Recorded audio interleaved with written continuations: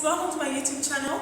My name is Ezeha Bolaji Olojo. You probably know my blog, ezeha.com, but you can call me E. A lot of people call me E. Okay, today I wanted to say something that is very personal to me. I want to talk to the stay-at-home moms. And better known as domestic queens. And while I want to lie, that is me that thought of that name. I did it. I learned it from TD Jakes, and I think it's really cool. Domestic queens kind of like packages the entire thing very well. So it's basically something for stay-at-home moms because I noticed that they don't get enough love. It's a huge deal to be a stay-at-home mom. Especially when you have a baby, it's a big deal. So these are things that work for me because I'm a stay-at-home mom. Yes, I work from home, but I was a full-time stay-at-home mom before, and these are things that worked for me, and I know they can work for you too because there's a tendency that when you're your own boss, you can just kind of like, since you're your boss, you're the domestic queen, you're the queen of the household, you just want to spend your time anyhow. But no, we're going to be intentional, we're going to be deliberate, we're going to make more out of our lives. And before I even start, this book is by Lisa Bevere. Can you see it? Lisa Bevere, Out of Control and Loving It. I love this book because she wrote it when she had her fourth child. She has 4 boys. She wrote it then.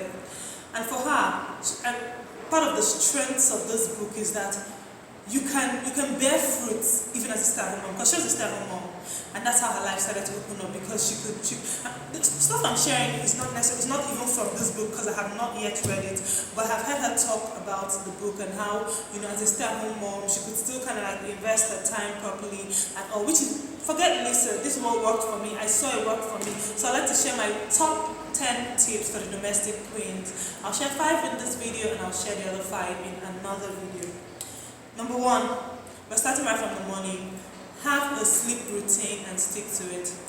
A lot of people, when they're at home, they just tend to kind of like stay awake till night and then sleep in the morning. So they kind of like wake up at 10.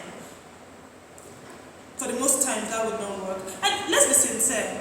When you stay awake till 12:01, you're doing something that is most likely not very productive. Maybe you're watching a movie, you're watching Telemundo, you're on Instagram. You're not investing that time. It's just time that is almost wasted. So you need to be deliberate and intentional about your time. Wake up at a certain time, take at a certain time. Start your day, carry your day like you have something that you're doing. Don't just write off your job as a stay-at-home mom and say, oh, after all, I'm just staying at home. You can't really be like that. You have to plan your day right, and that starts from when you sleep, when you wake up.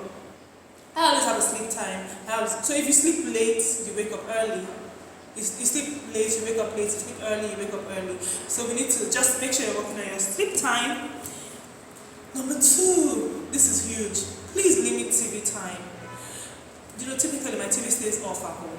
I work from home. I'm a stay-at-home mom too, but I noticed that for a lot of us, we just sit down, we watch Telemundo, we watch Z World, we watch African Magic, and those things are not in themselves bad. But the truth is that too much of it is really not good. And this series have a way of drawing you in. It's almost like I remember when Passion, that was last time I was ever addicted to any of all those soaps. Passion, it was showing some years back, and then I would go and Google just to watch what they're going to show the next day. It was just crazy.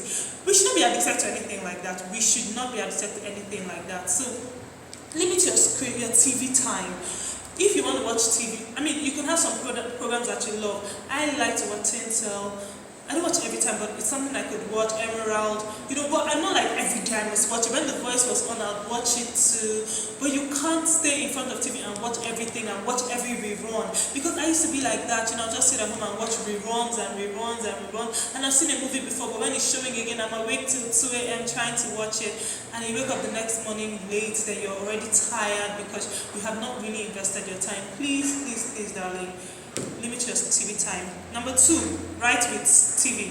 Limit your screen time. By that I mean the time you spend on your phone, checking Instagram, Facebook and all that. Those things are good. We thank God for social media, but social media can literally destroy someone's life. You need to be very, very careful. You can't just be on Instagram and then you're on Instagram for 2 hours. I think it's too much. These people that have stuff to do, they change their Instagram pictures and they go and do other things. They don't sit with their Instagram and then they wait for how many people like them. They're reading everybody's comments. You should not have time for that. Yes, you're a stay-at-home mom, but you should be busier than that. And I'll get to things you can do effectively with your time. Please limit your screen time. I typically would allot time to stuff. I could say, oh, okay, I'll be on Instagram for 30 minutes. After which I let it go. There's nothing that important. There is nothing that important. I let it go. If I want to be on Facebook, I'm on Facebook for a particular period of time. I'm not prognosing in matters that don't concern me, because when you stay long, you're actually prognosing in matters that don't concern you. I don't sleep on blogs. Now I understand that sometimes there's this blog you discover, like maybe you discover my blog and you're like, oh, it's so amazing, it's good, but you really cannot sleep on blog. Just have an allotted time. Once that time is up, you leave it. There are other things that you can fill your time with. Except of course, that blog you're able to develop yourself. But if it's just for fun and just to pass time, no, darling, you should not spend so much time with the screen. Number 4, say no to time wasters. There's this thing that because you're a stay-at-home mom, anybody can invite you for anything, anybody can call you up at any time without regard to your time. Gosh, nobody can do that to me. People should have respect for your time, even if you're a full-time stay-at-home mom. They should tell you before they come, and they should not invite you for stuff just the day before, especially as a habit.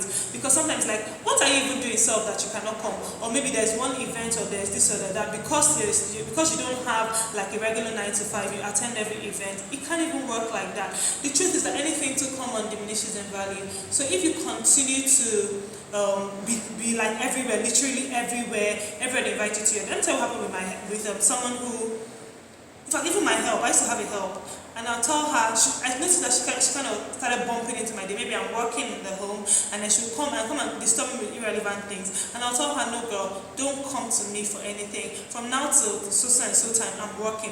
Don't disturb me, have regard for my time. You should teach people to regard your time. With someone who cleans my home too. Now I have someone who comes to clean my home. And those days she gave me that look of, I can come anytime. No, she actually said that she can come anytime, and she gave me a look of, what are you doing after all you're at home? And I had to tell her, you can't come anytime. I tell you when to come and when to leave. You can't bump into my home at any time that you choose. People should regard your time, but that starts with you first, regarding your time. And you know what? It means that you need to fill out your time with important things, so that when you're saying no emphatically, you're saying no with a reason. You're not just saying no and then they try to convince you. You have other things that you want to do with your time. So don't just attend every party or every event or every naming or everybody's dog celebration. You cannot attend everything. Have some regard for your own time, and feel free to say no when you need to say no. And then the number 5, at least for this video, is very important. You have to find something to invest your time in. You have to have a project. I remember when, personally for me, there was this period I was full-time at home, and I still have those projects, but I don't devote as much time now to it. Then you see me, I'll sit with Christine Kane, I'll sit with Priscilla Shira. I would literally dig into their lives. I'm not saying like gossip or just for seeing sake. I'm seeing the patterns that have brought them the results that they have. Do you know how I look for this Lisa Bevere's book very much? I was going to get an e-copy because I didn't see it until I saw it yesterday. Out of Control and Loving It. I love the book especially because this is her very first book. It's her first book, and then she wrote it at a point where she was a full-time stay-at-home mom. That's why I bought it. I want to know how she was thinking at that time. So I wasn't just reading, I wasn't just watching her, reading about her just to laugh. I was reading about her to gain knowledge. I was getting knowledge of how these women run their homes, how they deal with their husbands, how they take care of their children, how they do their ministry. So have a project. Maybe you're into advertising. There are different things. You can have projects online. You can have a mentor that you follow closely. You can register for courses online. There are tons of e-courses online, some free, some paid for. Have that project and invest your time in it. You cannot just let the day go without doing something that makes you better. You're probably stay-at-home mom for a season. It's probably for a season, so you don't want to let that season slide. By the time that season is over, you want to make sure that you're a better person. When I had to start, I remember one of the projects I had was losing weight. I was trying to lose weight, so I was always Googling a lot of things. I was checking people out on YouTube. I was seeing how people lost weight. I was checking calories. I was learning how to count calories. I was learning all of that. Guess what? When I started the business, it was easy for me because I had learned all of that in that period where I was a full-time housewife, full-time domestic queen. I took all of that knowledge and brought all that knowledge into this new season of mine. So make sure you're not wasting your time. Make sure you're not just sitting down and just staying on the phone endlessly or just checking Instagram. Like I said, these things are not bad in themselves, but when you do it, when you overdo it, it's really wrong. Find a project and be diligent enough to stick to it. You can tell yourself for the next 3 hours I'm studying, and maybe you're into radio, you're into the media, you're going to study on social media. The internet is a trove of resources. You need to get in there and then empower yourself. Shut down Facebook, shut down Twitter, shut down Instagram, and just focus on getting educated in that time. You might be a full-time stay-at-home mom, but you're not jobless. So you need to be sure that you are investing your time properly. Okay, so this is it for the top 5, and I'm going to come back with the remaining 5. You guys, you're amazing, you're important. I'm sure you don't hear it a lot. Sometimes people despise what you do. I know, I've been there, I've cried, I've shouted, I've been mad at my husband, I've been upset at the world. I have beefed chicks that, have had regular jobs. But all those things don't help. Focus on yourself, invest in yourself, and trust me, you can bring forth a lot, even from being a stay-at-home mom. If nobody else tells you, I love you, and you are definitely special. You can contact me, I'll drop all my details down there. Contact me whenever, however. And I'll see what we can do together.